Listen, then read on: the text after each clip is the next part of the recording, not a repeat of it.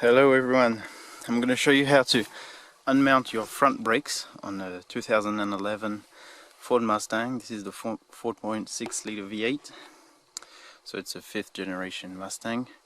The first thing I'm going to do is untighten the wheel nuts and then lift and secure the car before I take off the wheel. Alright, so now the wheel's lifted, so I'm going to be able to take it off. I lifted the car using this piece of wood and along that rail because I don't really like lifting just by this point. I'm always scared to twist the metal, so I lifted it like that, worked well, and then I put a jack stand underneath with a couple of pieces of wood as well to even up the weight. And of course I leave the jack stand in case I need to lift it up for an emergency, but normally you shouldn't have to do that. Alright, so now I can just take off the nuts. This one's still a bit tight and the other ones are fine, and take off the wheel.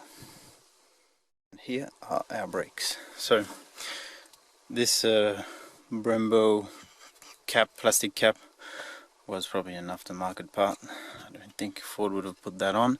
There were just a couple of screws, so I took them off, and I'm gonna remove this.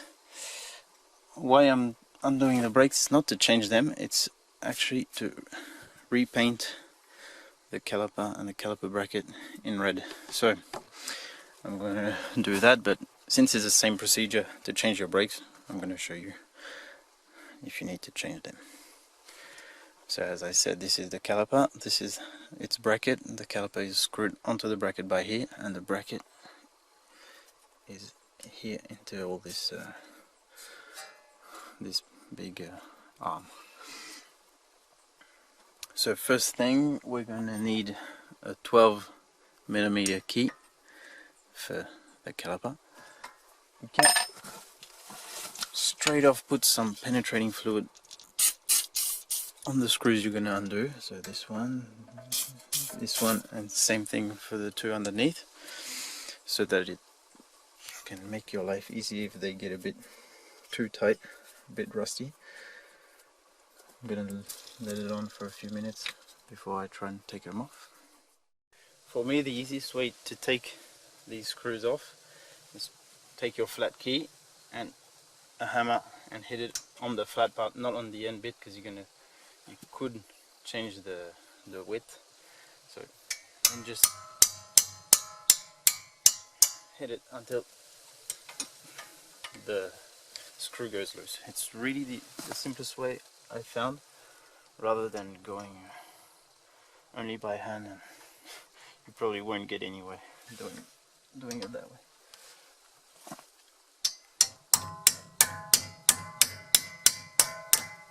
Yeah. Come out quite easily, and once they've loosened up, you can take them off fully by hand.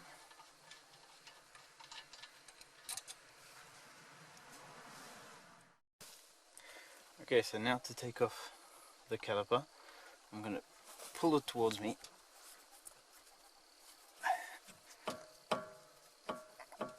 Fairly hard, and that's going to make slightly the pistons go in, because there are two on this caliper, and then I should be able to get it off. Be careful with your fingers. Here we go. So now you're not going to want to let it hang by the brake fluid hose, because you can damage it. So you're going to either put it on something or hook it up to the spring so it doesn't hang by there. I'm just going to put it there until I get something to attach it. As you can see, there are two pistons here, so now it's hung by there, it's not putting any pressure on the hose. And now we have our caliper bracket. So first I'm going to take off the pads. For that, nothing complicated, just pull them out.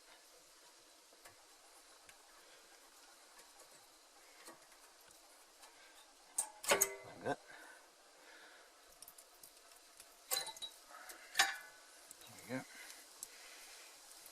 if you're gonna put the old ones back in because you weren't changing the brakes but like painting them or checking them, you won't get them wrong. You can see the one that has the piston marks on it. So this one will obviously go on the inside and the other one on the outside. So you really can't go wrong on this step. Now for the bracket, it's exactly the same thing. It's a 15mm key this time. I'm going to put it the same way and do exactly the same thing. It's going to be harder because the screws are bigger.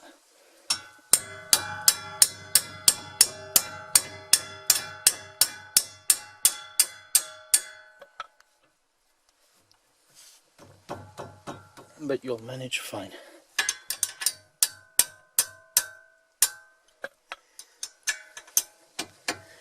Here we go.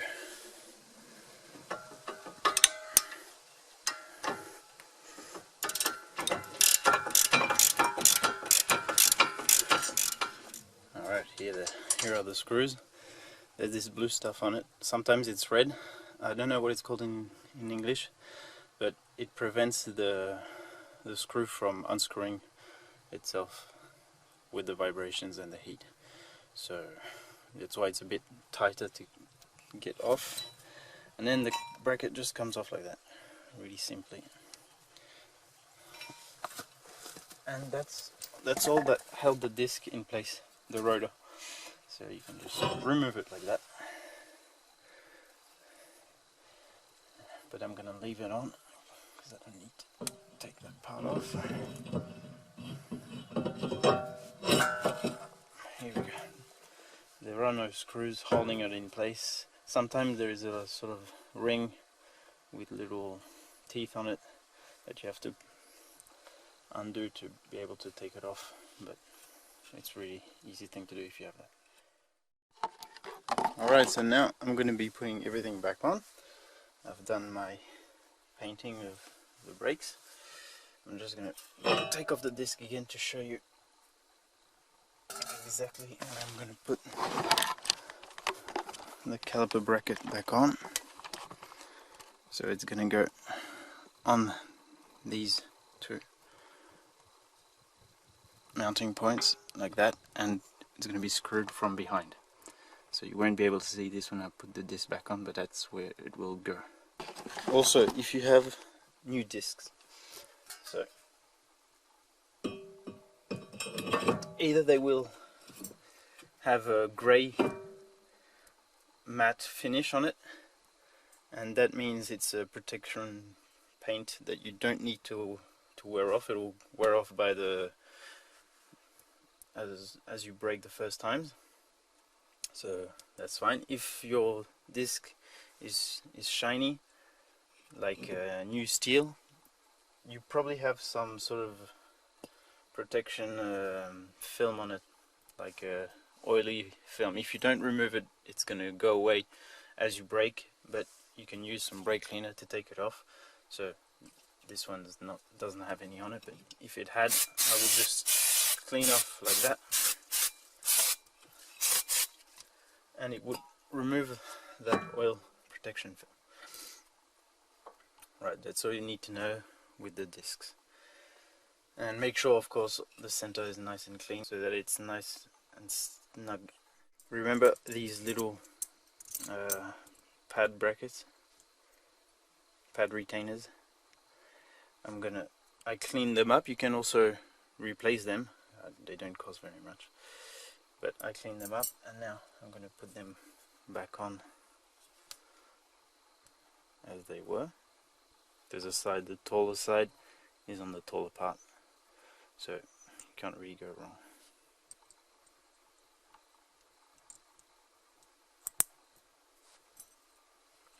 And this part goes towards the outside.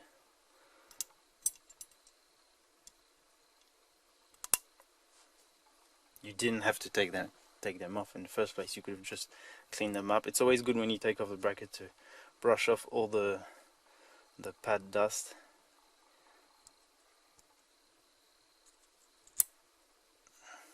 It will avoid the pads jamming in the retainers, and hence avoids too much squealing of the brakes, because it can be quite annoying. Alright, so now I'm going to fit this back on. I'm going to try and be very careful not to hit the paint, because it is high temperature resistant but not shock proof. Always start screwing them on by hand, because you don't want to jam anything or screw it slightly sideways. So always by hand to start off. And when it gets too hard, take your wrench or your key. When it gets tight, put it in pressure. Don't go further than what you can. Don't use any extender to do this, but make sure you make it nice and tight, because that's what's gonna slow your car down.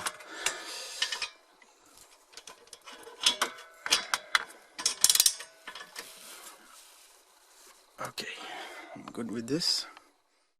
Alright, so now we're going to put our new pads in. So these ones are the old ones, of course, but when you're going to put your new pads in, you can start the bedding in with a bit of sandpaper and just slightly wear off a tiny bit of the pad surface, but you don't need to take off a millimeter, just slightly scrape off to make it a little less shiny.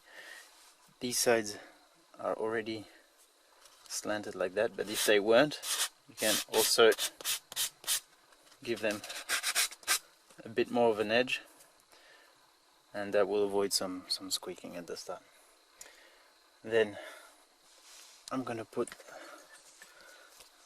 a little bit of high temperature grease. This is copper grease. You can use graphite grease or ceramic paste, but only high temperature grease, because if this melts and goes onto your disc, you're going to have really poor braking. It's going to be dangerous. So you can put a tiny bit on the pad retainers, and that will maintain a good sliding of the pads.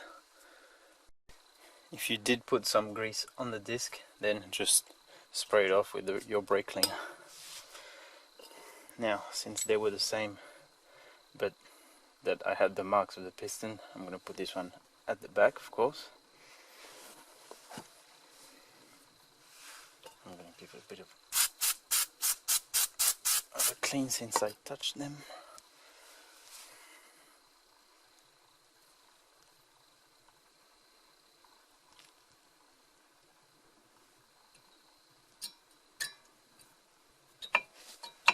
Alright.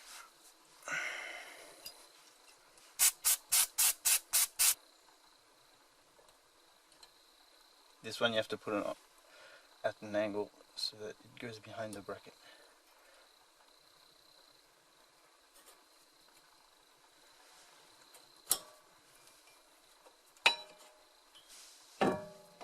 Here we go. So now that your pads are in place,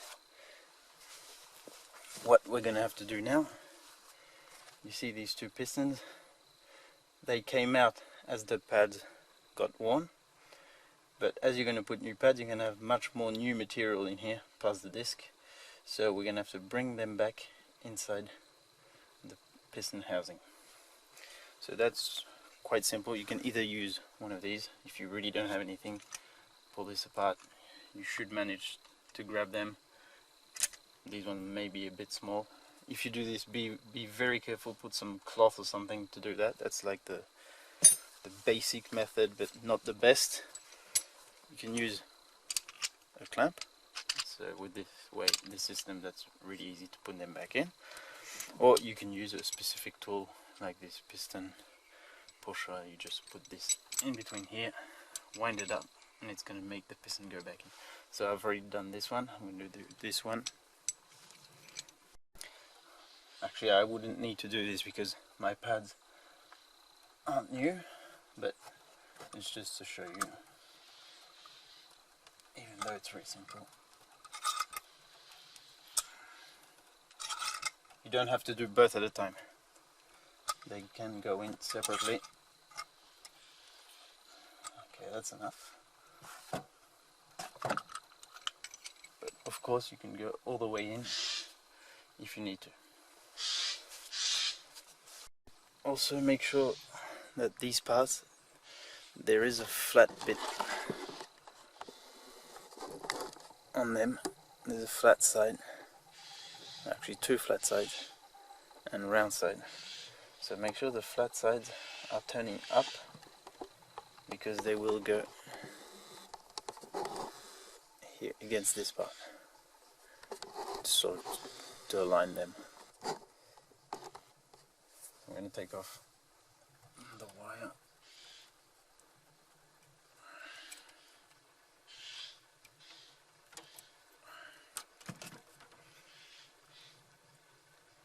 And now I'm going to have to press on the pads, because they have these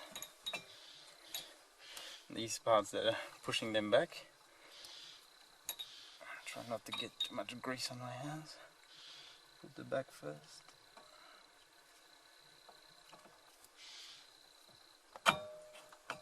And put it on.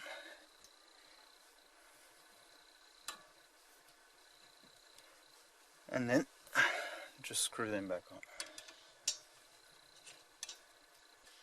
It should be really easy to screw them on by hand. If it's hard, it's probably that they're not well aligned. And then just going to tighten them up.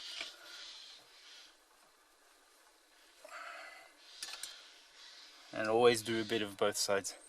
Don't go fully on one. It's always better. Anything you screw on, it's always good to go around each screws progressively. Alright, you're done. You've mounted your brakes back on, so you can give another clean of the rotor. It's always good before putting the wheel back on. And also I can't show you because the car is protected because of my lovely cats that love scratching the paint, so I can't show you under the hood. But you're gonna check your brake fluid. Once you've changed the brakes, you're gonna go in your car, press the pedal many times, start the engine, press the pedal until the pedal becomes hard, because the pistons aren't fully pushing against the pads and the brakes, the rotor. So you're gonna brake a few times until the pedal is hard. Then you're gonna go and look at your brake fluid reservoir and see inside where the level sits. So of course you do that once you've changed both your front brakes or both your rear brakes. And if you have too much, take some out with a small syringe. If there's not enough, which shouldn't be the case with new pads, then you're going to put some more fluid in. And now there's going to be a bed in period, so that's for the disc and the pads to adapt to each other. So basically you're going to avoid heavy braking and a long pointless braking, I want to say. Sometimes you see people always on the brakes. That's going to glaze your pads if you do that. So also that's why it's a good thing to sand them a little bit, so it starts that bedding process. But basically drive normally and do moderate brakings, so no long slow brakings and no too heavy brakings for the first few 100 kilometers. There are other bedding procedures depending if you want to go on track, or if you live in places where you don't really need your brakes, like long straight lines, or if you do a lot of highway. So you'll find a lot of info about that on the internet, but basically just be cautious for the first few 100 kilometers and you should be fine. So all you have to do is put your spacer back on if you have one of them. I'm gonna have to make sure it's nice and center. Then put your wheel back on, get your car back down, and you're set to go. And always check the brake pedal is nice and hard before you go. Well, I hope it helped you out, and I'll see you next time in another video. If you have any questions, don't hesitate to ask. If I can, I'll answer them. Alright, see ya.